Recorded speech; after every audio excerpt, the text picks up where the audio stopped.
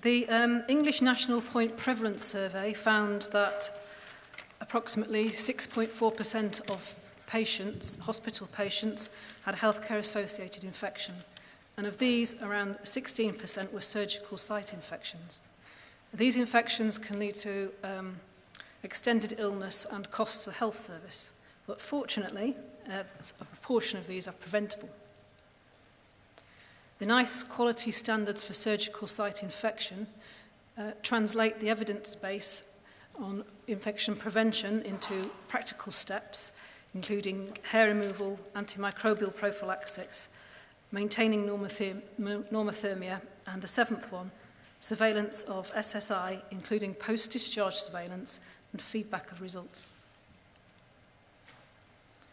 The National Surgical Site Infection Surveillance Service was established to enable hospitals to monitor their incidence of SSI and compare their rates over time against a benchmark, so facilitating improvements in quality of patient care by reviewing clinical practice.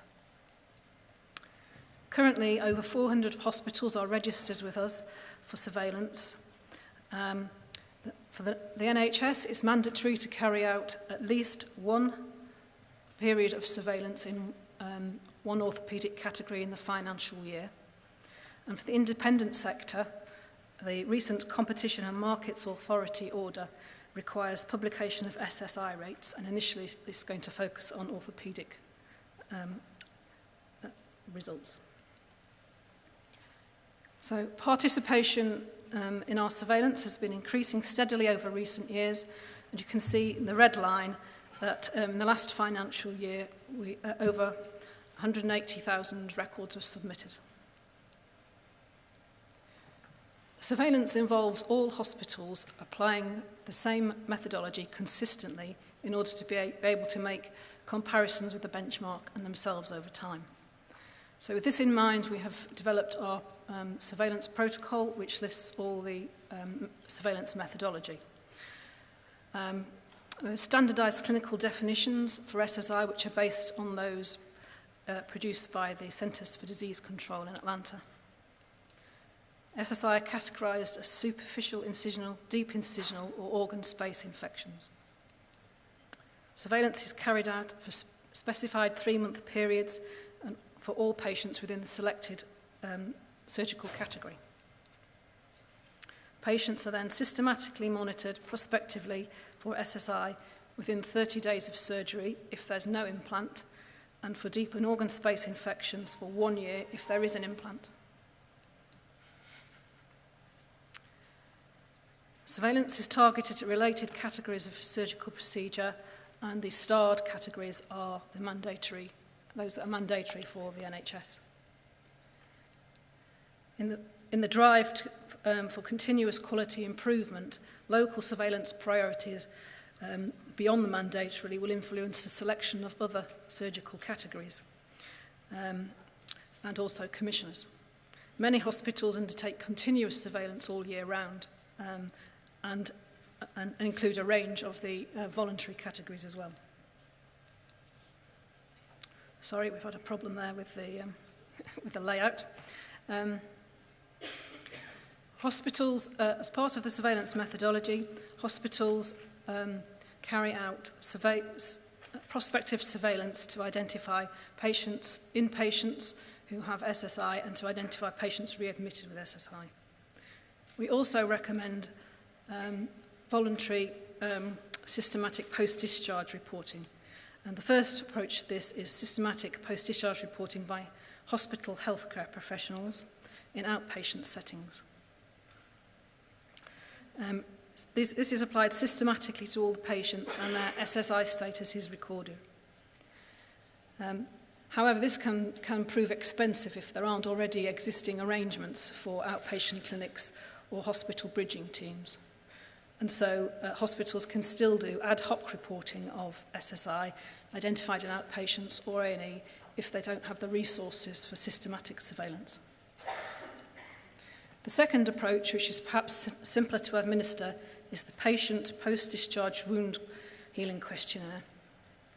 This is administered at 30 days after the operation. So the surveillance is based on the date of surgery. So if we look at the surveillance cycle, then we consider a hospital undertaking surveillance in the first quarter of the year.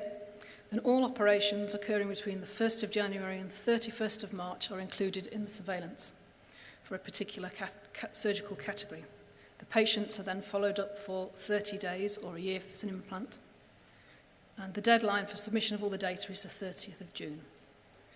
Then from the 1st of July, they can download a report from our web application and share this with the multidisciplinary team to reflect on the SSI rates compared to the benchmark and look at clinical practice.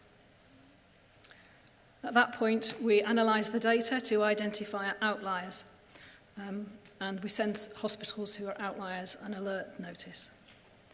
These hospitals who have SSI rates above the 90th percentile, this is indicative that there may be a problem with their SSI rate, and we ask them to investigate.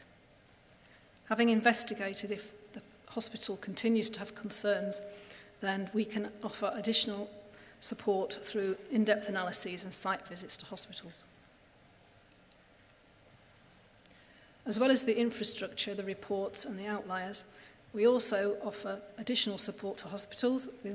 We train the surveillance staff before they begin the surveillance at our quarterly training days, and in the previous 2 years we trained over 600 staff. The SSI team provides support to answer data and clinical queries via telephone and email, and we can also put hospitals in touch with each other so they can learn from their experience. Our web-based data entry system has automatic error checking, and there's the SSI team carry out manual expert scrutiny of the data to ensure that the quality of the data is maintained. Surveillance personnel are then contacted if there's any queries with the data. This is an example of the summary report which can be downloaded from our web application. This allows comparison of the hospital SSI rate with the benchmark. There's also a suite of other reports that can be downloaded, including trends in the rate of SSI, risk factors, and data completeness.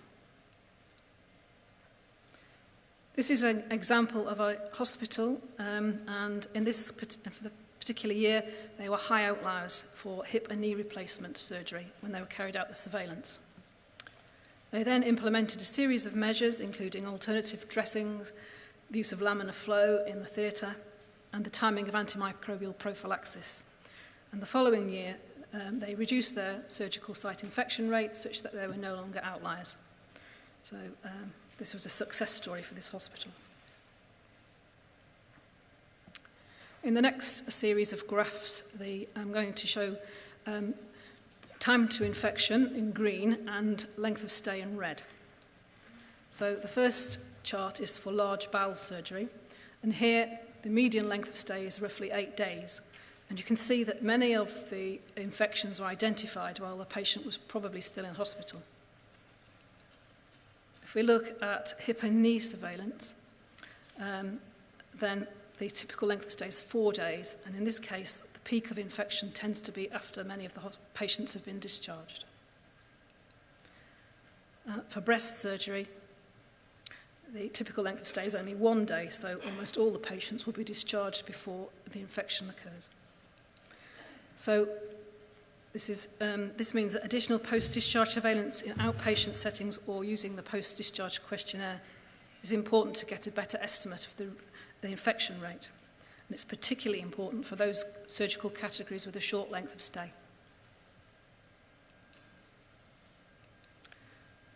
Currently, benchmarking only includes inpatient readmission data.